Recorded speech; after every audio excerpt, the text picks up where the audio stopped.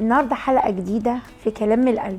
أنا جاتلي فكرة الحلقات دي من رسايلكم والناس اللي ابتدت تحكي لي مشاكلها وبنتكلم مع بعض فيها. النهارده هنتكلم عن الجواز أو العلاقة الزوجية وإزاي تكون ناجحة. العلاقة الزوجية هتنجح مش مجرد إن إحنا أول ما نتجوز، لأ، في مرحلة قبلها وهو المصنع أو المنشأ.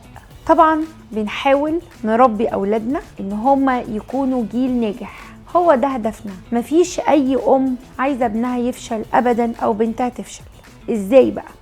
ست الكل، أم الولد اللي مخلفة الملك فاروق، صحي من النوم يجيب لك العيش، يجيب لك طلباتك، ينزل السوبر ماركت، أعلمه الواجبات، أعلمه إزاي يبقى جدع، أعلمه إزاي يبقى شهم. الحاجات دي مهمة جدا. وبالتالي ست الكل اللي مخلفة الملكة فريال، اللي مخلفة الملكة فريال صحيها من النوم، تدخل معاكي المطبخ، حتى لو مش هتعمل هتبص بعينيها، هتتعلم تعمل المواعين، تنظم البيت، تنظف البيت. لو ليها أخ أو أخت أصغر منها علميها إن هي تشيل مسؤولية معاكي. المسؤولية من وهو صغيرين بتطلع جيل كويس جدا، لأن الشغل مش عيب. بعد كده بقى ابتدوا الحياة الزوجية. الحياة الزوجية دي يعني اتنين، ما بتكونش واحد، وما ينفعش يكونوا اتنين رجالة، لازم يكون راجل وست. يعني ايه؟ يعني الست جوه البيت شيلي شنبك، ما ينفعش تبقي انتي اللي واخدة دور الراجل، لا. حتى لو هو ما عندوش استعداد لتحمل المسؤولية، انتي بالراحة واحدة واحدة تكبري منه وتخليه يتحمل المسؤولية. عندك مثلا حد جاي يصلح حاجة في البيت، انا عارفة كويس ان انتي لو قلتي لجوزك ان انا عايزة اصلح 70% من الرجالة الحاجة ممكن تقعد 3 سنين لغاية ما تتصلح. دي حاجة احنا عارفينها كلنا. انا مش بقول ان هم هيقوموا يجروا يعملوها، لا. انتي ممكن تقولي له في عامل جاي، اقعد استقبل العامل ده، ما تجيبيش حد وانتي لوحدك.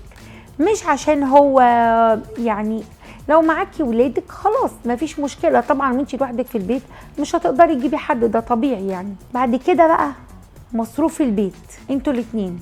هتقولي طب ما هو بره وانا جوه، لا، في حاجة اسمها حياة مشتركة. الفلوس دي تيجي بتتقسم انتوا الاتنين مع بعض. طبعا انا عارفة ان انتي بتبقي داخلة بالروح كده ان انتي عايزة تعملي سيدة المنزل او سيدة القصر، اللي هتصلح، اللي هتوفر، اللي تثبتي له انك جدعة، اللي تثبتي له ان انتي بنت ب100 راجل، ان انتي مش عارفة. لا ما تعمليش كده، ما تعمليش الدور ده خالص، لا.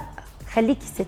زمان الجوازات كانت بتنجح عشان الست ست والراجل راجل، مفيش ست تاخد دور راجل ومفيش راجل ياخد دور ست.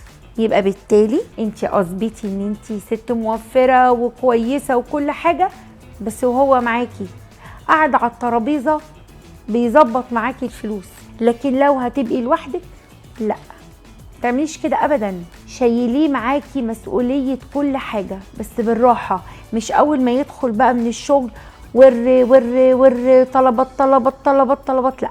انت قولي له او اتعودي وهو قاعد بالليل، انت احكي له اليوم في مشكلة عندك عايزة حل، انا هاخد رأيك فيها.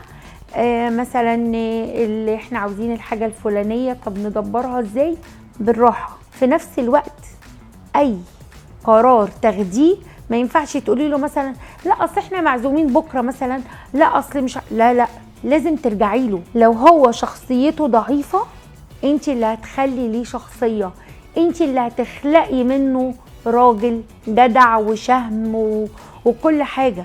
مفيش حاجة اسمها تاخدي القرار بدون ما ترجعي له، حتى قدام الناس برضو ما تعمليش كده. نقطة بقى تانية، وهو الكيد والغيظ والناس اللي بتتصل بيكي بالتليفون اول الجواز، اصل خالد بنت ابويا، بنت امي، بنت مش عارفة مين، جابت ايه وعايشة ازاي. اللي هتخش معاكي بالدور ده اقطعي معاها.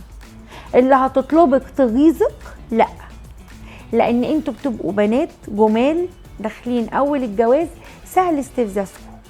وعلى فكرة انا في فترة من حياتي كنت كده. خلي حياتك لحياتك وخليكي سعيدة بيها. ما تروحيش مثلا تشتري حاجة غالية علشان تبقي قدام الناس اصلا انا جبت.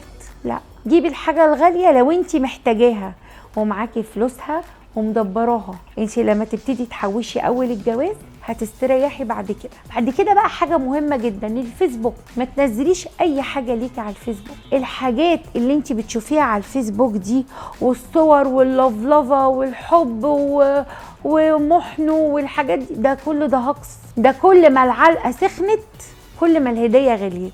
خديها واسمعيها مني. في ناس طبعا بتبقى مشاعرها صادقه وبتحب تشارك الناس، ودي حريتها براحتها، بس نقول دي نسبه قليله قوي. حاولي تبقى حياتك مقفوله على نفسك، لا انت هتستعملي او هتستقبلي حاجه من بره ولا هتطلعي حاجه بره.